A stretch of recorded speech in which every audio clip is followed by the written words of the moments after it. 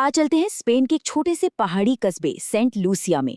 सफेद घर, संकरी गलियां और हर घंटे गूंजती चर्च की घंटी।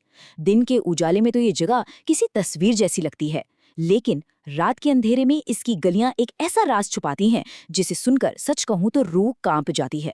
तो क्या उस राज को जानने के लिए आप तैयार हैं?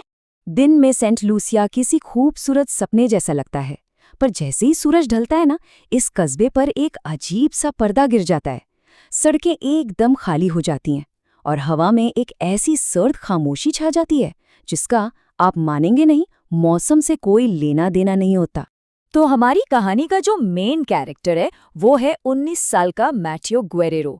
मैड्रिड से आया एक नौजवान जिसकी आंखों में सपने थे और दिल में पुरानी इमारतों के लिए एक अलग ही जुनून था। वो आर्किटेक्चर का छात्र था और सेंट लूसिया की ऐतिहासिक खूबसूरती को अपनी डायरी में कैद करने आया था। मैटियो असल में यहाँ अपने कॉलेज के एक प्रोजेक्ट के लिए आया था। उसका मकसद था सेंट लूसिया के सदियों पुराने चर्च और घरों की बनावट को समझना। लेकिन उसे इस बात का जरा भी अंदाजा नहीं था कि इतिहास का ये एकेडमिक सफर उसे एक कहीं ज्यादा गहरे और खौफनाक अतीत से जोड़ने वाला था। मैटियो को सेंट लूसिया आए अभी ज्यादा वक्त नहीं हुआ था, पर उसने एक अजीब बात नोटिस की। शाम ढलते ही यहाँ के लोग अपने घरों में बंद हो जाते थे, जैसे किसी अनजाने डर से छिप रहे हों। रात होते ही गलियों पर सिर्फ खामोशी का पहरा होता था। एक दोपहर अपनी रिसर्च के लिए तस्वीरें लेते लेते मैटियो कस्बे के पुराने चर्च से लगे कब्रिस्तान में जा पहुंचा। ये एक ऐसा कदम था जो उसकी किस्मत को हमेशा हमेशा के लिए बदलने वाला था। कब्रिस्तान के ठीक बीचों बीच मैटियो की नज़र एक वीरान और टूटी फूटी शादी की मेहराब पर पड़ी। वो एक अकेली कब्र के ऊपर खड़ी थी जिस पर सूखे हुए फूल लटक रहे थे। कब्रिस्तान में शादी का मंडप? ये नज़ारा जितना अजीब था उतना ही उदास भी। और बस उसी रात से मैटियो के साथ अजीब घटनाओं का सिलसिला शुरू हो गया। देर रात अपने कमरे में काम करते हुए उसे बाहर पत्थर पर किसी भारी कपड़े के घिसटने की आवाज़ सुनाई दी। उसने खिड़की से झांककर देखा तो गली के दूसरे छोर पर सफ़ेद लिबास में एक औरत की परछाई दिखी और पलक झपकते ही वो गायब हो गई। अगली रात वो खौफ और करीब आ गया। अचानक उसके कमरे की खिड़की खुली और बर्फीली हवा का एक झोंका अंदर आया। जब उसने घबराकर नीचे देखा तो सड़क पर गीली मिट्टी के पैरों के निशान बने हुए थे और वो निशान सीधे उसी पुराने कब्रिस्तान की तरफ जा रहे थे। थोड़ी हिम्मत जुटाकर मैटियो उन निशानों के पीछे पीछे चल पड़ा और वहां उसी शादी की मेहराब के नीचे उसने उसे देखा। एक औरत फटे हुए शादी के जोड़े में खड़ी थी। उसका सिर झुका हुआ था और चेहरा घूंघट में छिपा था। ऐसा लग रहा था मानो वो सदियों से किसी का इंतजार कर रही हो। उस औरत ने धीरे धीरे अपना सिर उठाया। उसका घूंघट हवा में उड़ा और जो चेहरा सामने आया उसे देखकर मैटियो की चीख निकल गई। उसकी त्वचा चादर की तरह सफेद थी, आंखें खाली और भयानक, और गालों पर सूखे हुए खून के निशान थे जैसे वो खून के आंसू रोई हो। मैटियो ने यह भी देखा कि उसके पैर जमीन को छू नहीं ले थे और फिर वो हवा में ओझल हो गई। उसका दिल जोर जोर से धड़क रहा था।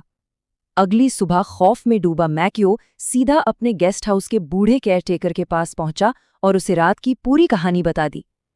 जैसे ही उसने उस शादी की मेहराब का जिक्र किया, केयरटेकर का चेहरा डर से सफ़ेद पड़ गया। केयरटेकर ने जो कहानी सुनाई वो वाकई दिल दहला देने वाली थी। ये बात है साल 1889 की। इज़ाबेला रोमेरो नाम की एक लड़की की शादी थी, लेकिन उसका दूल्हा हावियर मंडप तक पहुंचा ही नहीं। वो अपनी प्रेमिका के साथ शहर छोड़कर भाग गया था।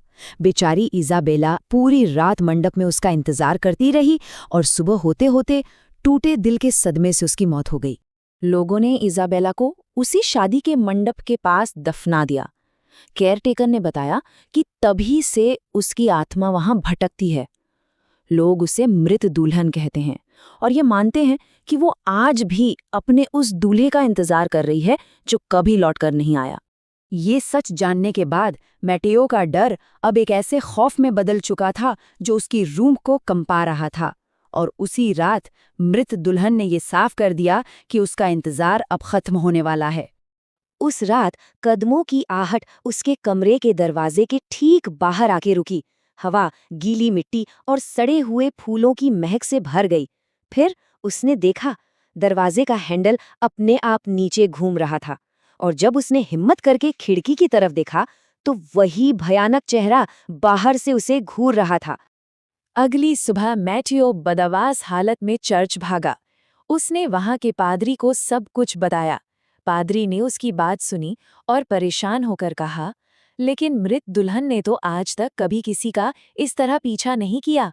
उसने कभी किसी को नुकसान नहीं पहुंचाया।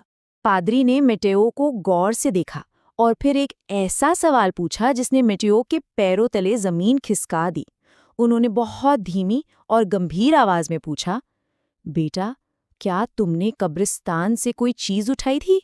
और तभी मटियों को याद आया। उस टूटी फूटी मेहराब को देखकर उसने बस एक यादगारी के तौर पर वहां से कुछ सूखे हुए फूल उठा लिए थे।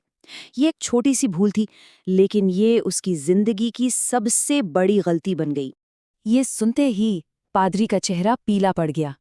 उन्होंने घबराई हुई आवाज में कहा, अरे नहीं, वो समझ रही है कि उसका दूल्हा वापस आ गया है। तुम फौरन ये शहर छोड़कर चले जाओ, फौरन, वरना वो तुम्हें कभी नहीं जाने देगी। दहशत से कांपते हुए मेटेओ अपने गेस्ट हाउस भागा और जल्दी जल्दी अपना सामान पैक करने लगा। उसे बस किसी भी तरह सेंट लूसिया से निकलना था, लेकिन शायद अब बहुत देर हो चुकी थी। जैसे ही उसने अपना बैग उठाया, बाहर आसमान में काले बादल घिराए, कमरे की लाइटें जलने बुझने लगी और फिर बंद हो गईं। तभी खिड़की के बाहर जोर से बिजली कड़की और उस एक पल की रोशनी में मेटेओ ने देखा कि मृत दुल्हन उसके ठीक सामने खड़ी थी। और इस तरह दो अलग अलग वक्त की कहानियां एक ही दर्दनाक मंजिल पर आ मिली। एक तरफ थी इज़ाबेला, जिसे उसका दूल्हा छोड़ गया था, और दूसरी तरफ था मेटेओ, जिसने अनजाने में उसकी आत्मा को जगा दिया। एक का इंतजार कभी खत्म नहीं हुआ और दूसरा वो दूल्हा बन गया जो वहां से कभी जा नहीं सका। कहते हैं केयरटेकर ने मैटियो की एक चीख सुनी थी, लेकिन जब तक वो वहां पहुंचा कमरा खाली था। कुछ घंटों बाद मैटियो की लाश मिली, उसी कब्रिस्तान में, उसी टूटी फूटी शादी की मेहराब के नीचे, गीली मिट्टी में लिपटी हुई। ऐसा कहा जाता है कि इज़ाबेला ने आखिरकार अपना दूल्हा चुन लिया था और मैटियो को हमेशा के लिए अपने साथ ले गई।